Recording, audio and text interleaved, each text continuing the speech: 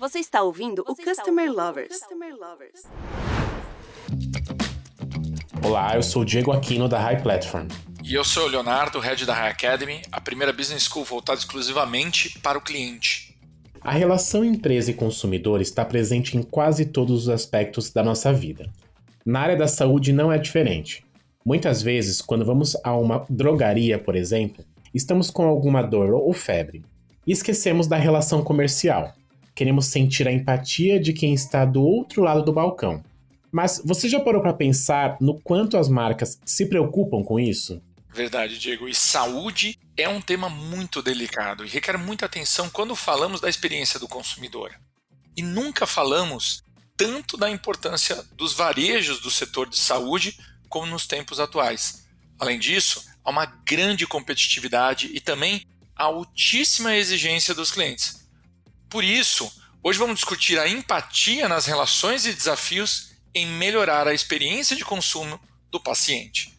Nosso papo é com a Kelly Cristina Mello, Customer Experience Manager na Raia Drogasil. Kelly, seja muito bem-vinda ao nosso podcast, o Customer Lovers. A gente queria que você compartilhasse um pouco da sua história profissional com a gente. Bom, obrigada, Leonardo e Diego, né? Muito prazer estar aqui, contando aí um pouquinho da minha história. Bom, eu praticamente fiz a minha carreira muito focada no varejo. Eu trabalhei 15 anos no Grupo Pão de Açúcar e depois fui para o mundo de loyalty e tecnologia, hoje na Raia Drogasil. Passei por muitas áreas, mas fundamentalmente o meu trabalho ali muito focado em cliente. Então, desde que cliente não era tratado como Customer Experience, né? Eu já cuidava da experiência do cliente, já ouvia cliente. Então, tenho mais de 25 anos de experiência aí na área. Kelly, você pode falar um pouco dos principais desafios na relação com o cliente do setor farmacêutico? Bom, como vocês comentaram, né, a exigência nesse segmento ela é altíssima. A farmácia hoje, ela ocupa um lugar de conveniência no imaginário das pessoas, né? Mas ao mesmo tempo de cuidado. Então, o que quer dizer isso? Se por um lado as pessoas esperam aquele combo tradicional do varejo, né? Localização, sortimento, preço, enfim, agilidade especialmente, por outro, elas também querem ser acolhidas, ouvidas, né? Então, a gente entende, especialmente nesse segmento, né, que tem dois fatores que super influenciam essa expectativa do cliente com relação à farmácia. Uma a gente até pode explicar com a teoria dos papéis sociais, né? Assim, vocês tanto sabem aí que a farmácia, a relação do consumidor com a farmácia, ela é de longo tempo, né? E ela vem sendo construída e modificada ao longo desse tempo. A gente fez uma pesquisa em 2018 para 2019, para estudar o futuro da farmácia, né? A gente entendeu ali que a gente já estava com o modelo de expansão, estava tudo funcionando, a gente falou, poxa, como é que as pessoas estão enxergando a farmácia e o futuro, qual é o futuro da saúde? E a gente entendeu que algumas pessoas elas estão mais conectadas com os assets atuais da farmácia, né? Uma farmácia, uma grande rede de varejo, uma farmácia a cada esquina, e outras mais conectadas com as farmácias de antigamente, aquelas farmácias que tinham um papel forte na sociedade, né, de cuidar da saúde, da comunidade e tudo mais. Essas que não estão conectadas com esse antigo, né, elas se questionam, né, até pela capilaridade, pelo fato da gente ter uma farmácia a cada esquina, né? Poxa, estão ganhando dinheiro com a minha doença? Então, esse olhar, essa relação, esse olhar para a farmácia, para o segmento específico, ele está ali no momento em que a pessoa está se relacionando com a farmácia, sejam nos dois exemplos aqui que eu dei. Isso foi uma coisa bem importante que a gente entendeu, que a gente extraiu desse estudo. E o outro, que eu acredito que super impacta nessa relação, é o contexto de vida das próprias pessoas, né? Especialmente a necessidade, né? Aquilo que leva a pessoa a procurar a farmácia, enfim, naquele dia específico. Ela pode ser um cliente que está fazendo uma compra planejada, uma pessoa que tem uma cronicidade, né? Então precisa fazer uma compra frequente. Ela pode ser uma mãe que está indo comprar um leite para o filho que está usando o intervalo do almoço ou está atrasada para buscar as crianças na escola, assim como pode ser uma pessoa que está sofrendo um quadro agudo de dor, né, uma gripe ou alguma situação que ela necessita ir na farmácia, né?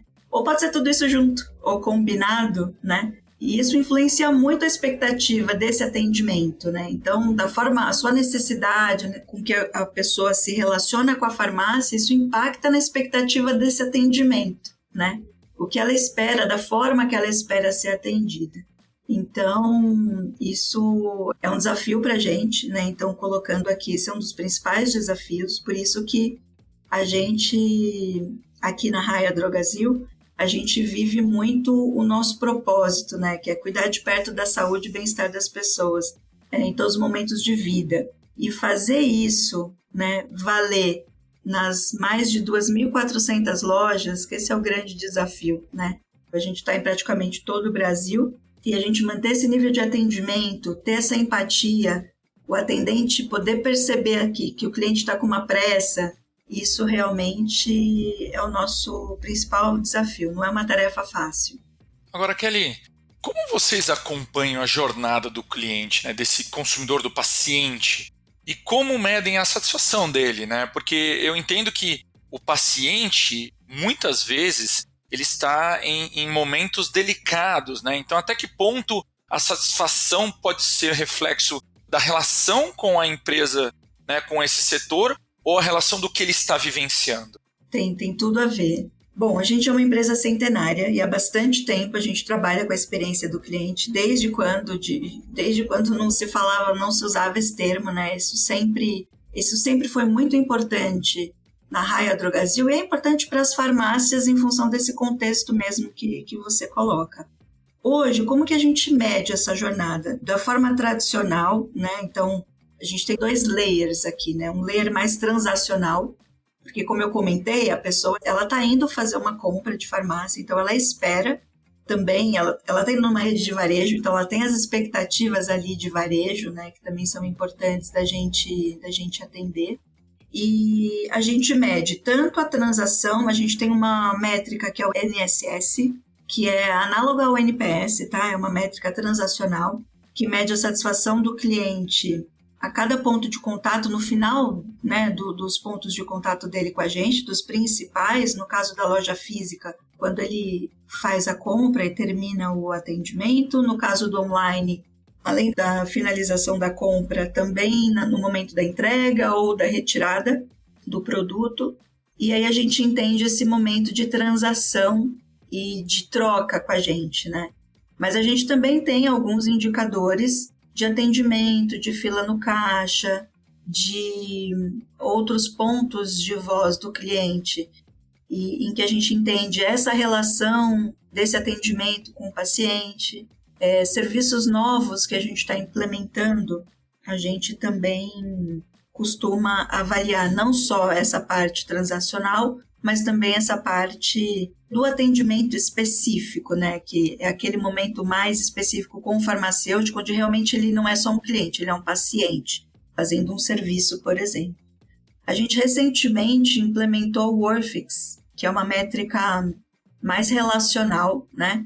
Porque a gente entende que aquele momento da transação é muito único, a gente vai ter muitos insights ali, mas que a relação dele com a marca, né, e com todos os outros pontos de contato, o cliente é cada vez mais omni, né? Então, a gente entende que ter essa visão mais abrangente dos principais drivers aí que decidem a nossa marca, né, que faz com que ele escolha a gente no final do dia, a gente implementou a Worfix e está sendo bem legal porque tem ajudado a gente a melhorar algumas iniciativas, seja jornadas novas, né, sejam coisas até que a gente já tinha feito, mas a gente consegue entender o principal driver que faz o cliente na loja, como ele avalia os nossos serviços nesses drivers e o impacto disso para o lifetime value do cliente no final do dia, né? Porque se a gente não conecta com o negócio, a gente não consegue avançar. Então, a gente tem avançado bastante nessa parte.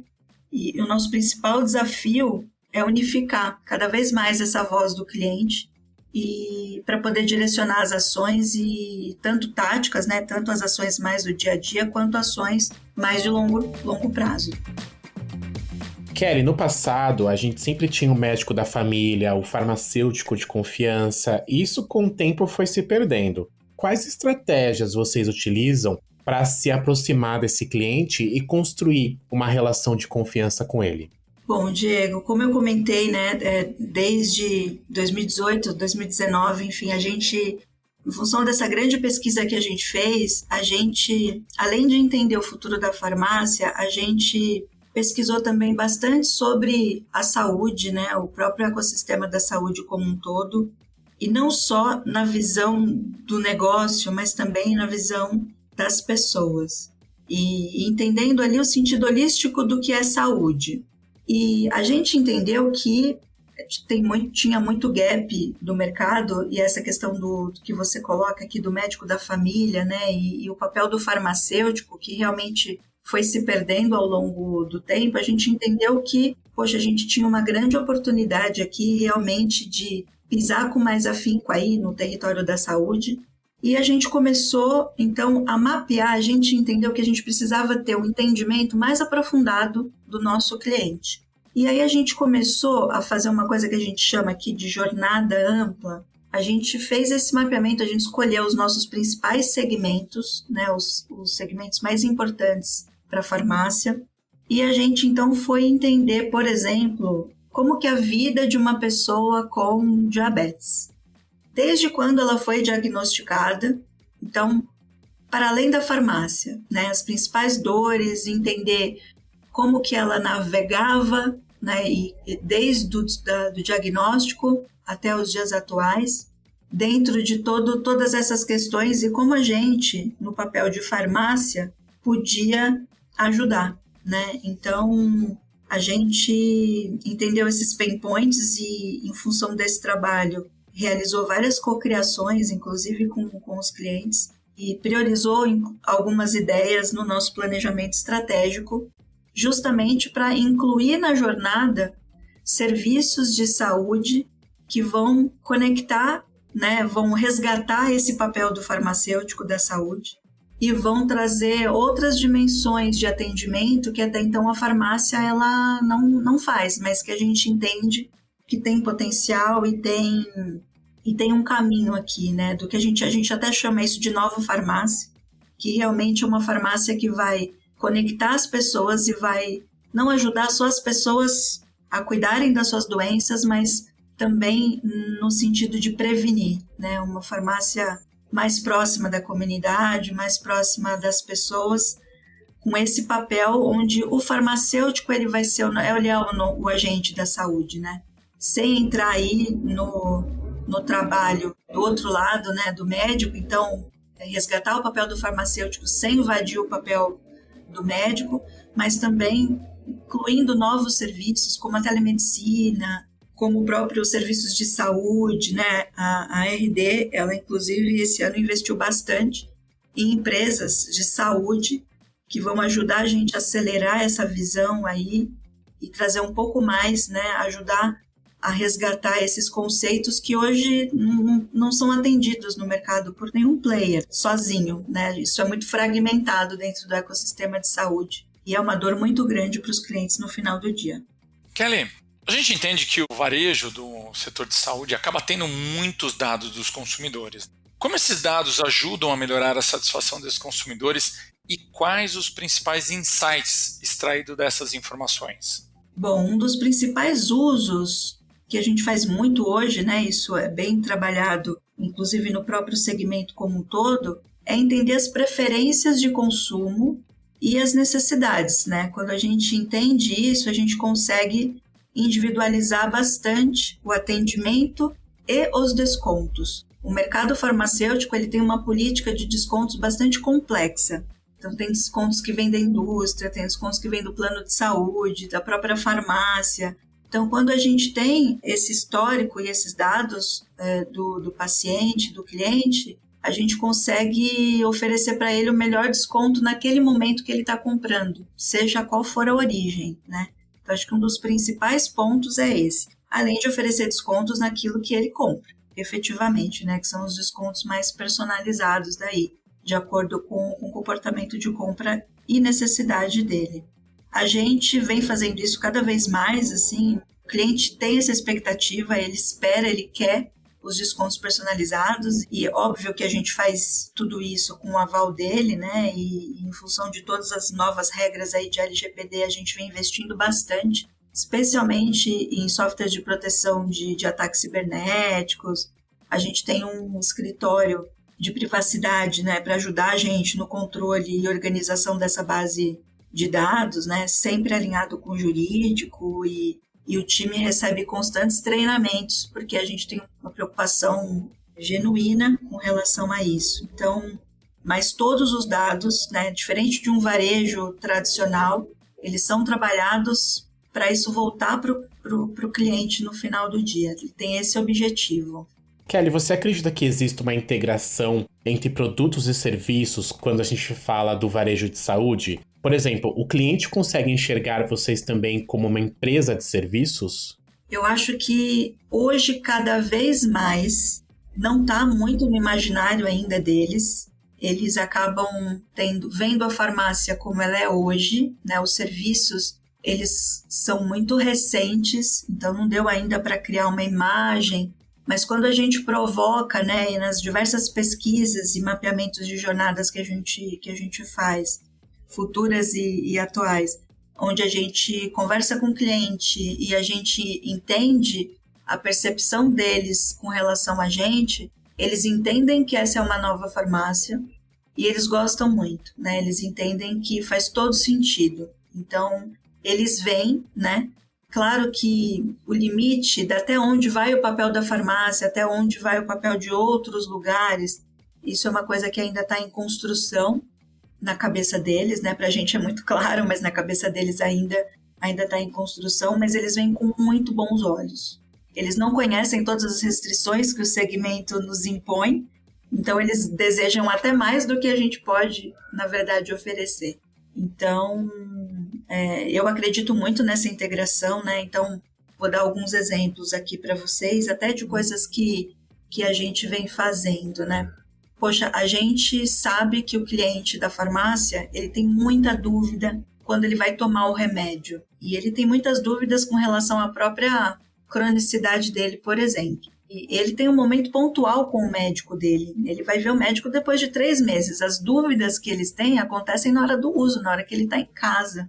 Então, a gente tem alguns serviços que a gente chama de apoio farmacêutico, onde ele consegue tirar as principais dúvidas, né? Então, o farmacêutico consegue ajudar especialmente na questão do uso, né, do medicamento.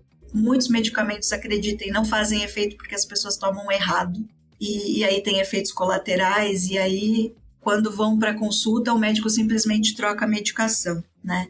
Então, tem uma dor nesse processo que a gente está começando a atuar, e esse cliente ele precisa monitorar a condição dele, né? Então, o fato dele ir na farmácia, dele ter uma pessoa para conversar, para ele poder fazer uma ferição de pressão, por exemplo, né? Vamos falar aqui da condição de hipertensão. E ele poder ir monitorando a condição dele, ter esse apoio desse farmacêutico que vai olhar um número e vai falar, olha, melhor você procurar o médico antes, né? Então, essa integração a gente acredita muito, né? Da gente poder direcioná-los no momento certo, evitando aí os up e downs das condições, né? E também ajudando as pessoas na prevenção, né? Estimulando cada vez mais, assim, essa conversa e essa integração do papel da farmácia na saúde. Kelly, quando a gente fala do tema empatia para o mercado de saúde, ele é super importante, né? Mas por que a empatia é realmente tão importante na relação com o cliente nesse setor?